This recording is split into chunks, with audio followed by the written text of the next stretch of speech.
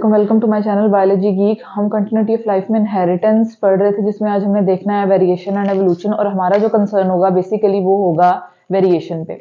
Okay जी, हम थोड़ा सा एवोल्यूशन का भी इंट्रोडक्शन देखेंगे, लेकिन हम मोस्टली जो है वो कॉन्सेंट्रेट करेंगे आज की क्लास में वेरिएशन पे।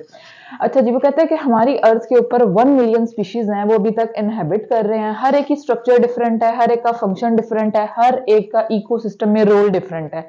डिफरेंट स्पीशीज आपस में इंटरेक्ट करके हमारे इकोसिस्टम को हेल्दी रखे हुए हैं और हमारे इकोसिस्टम को आप कह लें कि सस्टेन और मेंटेन करने में हेल्प कर रही हैं। तो वो कहता है कि हर एक जो लाइफ है, क्योंकि हम वेरिएशन और एवोल्यूशन की बात करें, वो कहता है हर एक लाइफ की स्ट्रक्चर और फंक्शन जो है ना वो डिफरेंट है, अपनी तरह का है। कुछ हमें सिमिलैरिटीज भी नजर आती हैं, लेकिन मेजरली उनमें डिफरेंसेस होते हैं जो उनको एक दूसरे से क्या करते हैं, डिफरेंट बनाते हैं, यूनिक दिखाते हैं। उनकी फंक्शनैलिटी डिफरेंट है। हम उनको फिर कैटेगराइज जब कर रहे होते हैं तो उनको डिफरेंट कैटेगरीज में फॉल करवाया जाता है। वो कहता है कि अगर हम देखें सिमिलैरिटी की बात करें तो हॉर्स और जेब्रा मोस्ट प्रोबेबली हमें सिमिलर लगते हैं।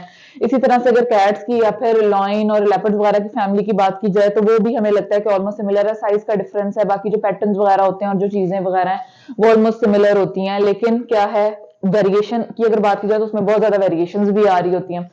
तो वो कहते हैं कि ये सब जो है ऑलमोस्ट क्या होते हैं, सिमिलर होते हैं। तो देखने में ऐसा ही लगता है कि हर चीज जो है ना किसी एक ही जगह से ओरिजिनेट हो रही है, लेकिन फिर फर्दर आगे क्या होती जा रही है, डाइवर्स होती जा रही है according to their environment, according to the situation, according to their body need.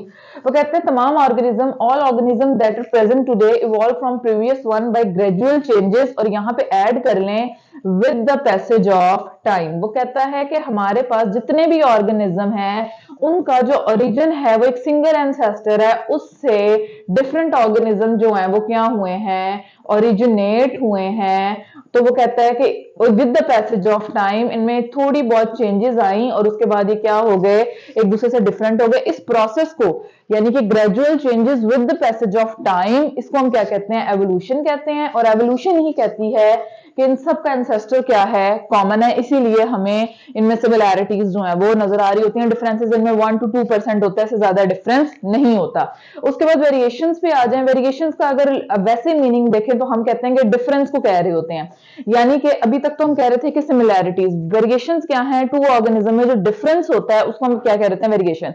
और आप सब जानते हैं कि वो वेरिएशन किस वजह से हो रहा होता है। वेरिएशंस की बेतहाशा रीजंस है जो हम प्रीवियस क्लासेस में पढ़ के आए हैं। अगर आपसे पूछ लिया जाएगा what are the sources of variations, फिर उसके बाद आप सोर्सेज में जो है वो चीजें लिखेंगे भी, आगे इसको देखते हैं। तो वो कहता है कि हमारे पास सेम स्पीशी के इंडिविजुअल में भी डिफरेंस है। फॉर एग्जांपल मैं कहती हूँ कि एक ए फैमिली है, एक बी फैमिली है। ए फैमिली में 5 मेंबर्स है, बी फैमिली में 4 मेंबर्स हैं। जो ए फैमिली के 5 मेंबर्स हैं, नो डाउट उनका सेम स्पीशी है, सेम ओरिजिन है, यानी कि आप कह लें ये भी ह्यूमन है, ये भी ह्यूमन है, इनके पेरेंट्स सेम है, इनके पेरेंट्स भी सेम है। लेकिन उस फैमिली में जो 3 सिबलिंग्स हैं वो एक दूसरे से क्या होंगे, डिफरेंट होंगे। अगर हम 4 की बात कर लें तो उसमें भी जो 2 सिबलिंग्स हैं वो एक दूसरे से क्या होंगे, डिफरेंट होंगे। लेकिन सिमिलर किससे होंगे, अपने पेरेंट्स से। ये भी सिमिलर होंगे अपने पेरेंट्स से, और आपस में भी इनके काफी ज्यादा क्या होंगी, सिमिलैरिटीज होंगी। जैसे हम बहन भाइयों को देख के कहते हैं कि ये ऑलमोस्ट सब सिमिलर हैं, और इनकी रिजेंबलेंस जो है इनके ग्रैंड पेरेंट्स या फिर पेरेंट्स की तरह की है। तो वो कहता है कि सेम स्पीशी भी, कि सेम स्पीशी के इंडिविजुअल्स भी क्या हो सकते हैं, सिमिलर हो सकते हैं, लेकिन उनमें भी क्या होती हैं, डिफरेंसेस जो हैं वो होते हैं।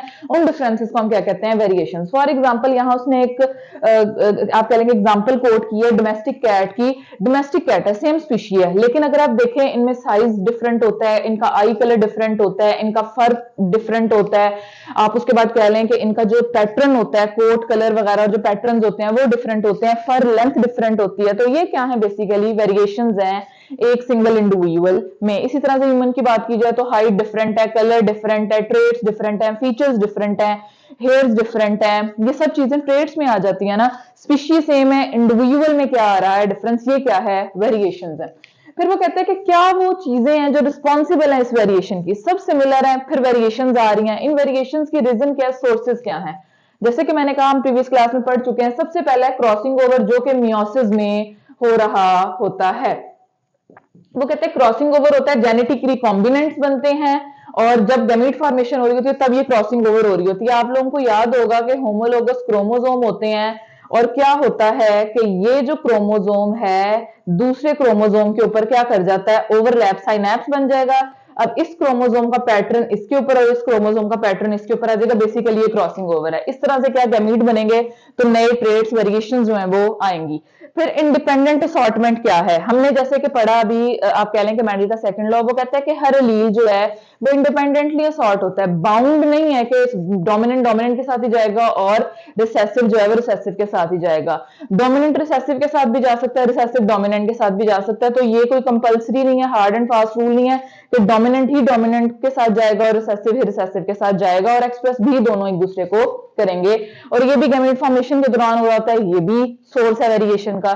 फिर जब फर्टिलाइजेशन हो रही होती है, रिप्रोडक्शन वाले चैप्टर में बताया कि एक ह्यूमन बीइंग की बात कर लें, एनिमल्स की बात कर लें, तो एक जो एनिमल है, एक इंडिविजुअल जो है वो per day million of sperm जो है उसको रिलीज करने की, प्रोड्यूस करने की कैपेबिलिटी रखता है, जबकि फीमेल 1 एग प्रोड्यूस कर रही है।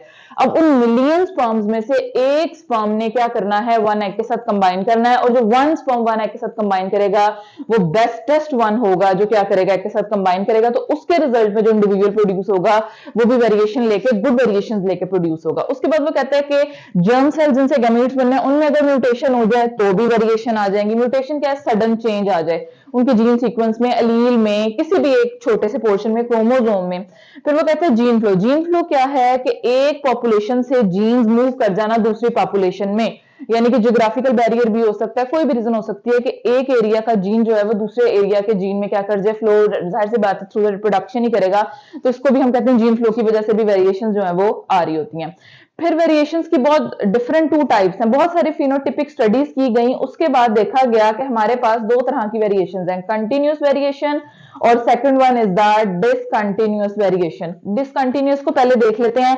वो कहते हैं कि डिसकंटिन्यूअस के अंदर कोई भी इंटरमीडिएट फॉर्म नहीं है, इसमें आप कह लें कि एक अगर पॉजिटिव है तो दूसरा नेगेटिव है, बस इसके दरमियान की कोई पोजीशन नहीं है, यस और राइट का स्टेट है, ये डिसकंटिन्यूअस वेरिएशन है। जैसे एबीओ ब्लड ग्रुप सिस्टम हो गया, उसके अलावा हम कहते हैं कि हमारे पास एबिलिटी टू रोल टंग हो गया, ये चीजें डिसकंटिन्यूअस वेरिएशन में आ जाती हैं। कंटिन्यूअस वेरिएशन क्या है, वो कहते हैं कि इसके अंदर एक एक्सट्रीम से लेकर दूसरे एक्सट्रीम तक चीज जो है वो मौजूद होगी और वेरिएशंस होंगी।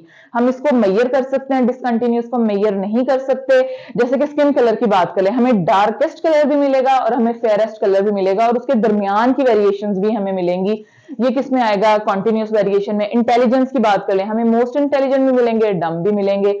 हाइट की बात कर रहे हैं, टॉल भी मिलेंगे, शॉर्ट ड्वार्फ भी मिलेंगे। वेट की बात कर लेंगे, हेल्दी भी मिलेंगे और वीकेस्ट भी मिलेंगे। ये हमारे पास किस में आ जाता है, कंटिन्यूअस वेरिएशन में आ जाता है। ये था हमारा आज का लेक्चर जिसमें हमने वेरिएशन को बड़ी डिटेल से डिस्कस किया। अब नेक्स्ट क्लास में हम लोग ट्राई करेंगे कि हम एवोल्यूशन को जो है वो डिस्कस करें। Thank you.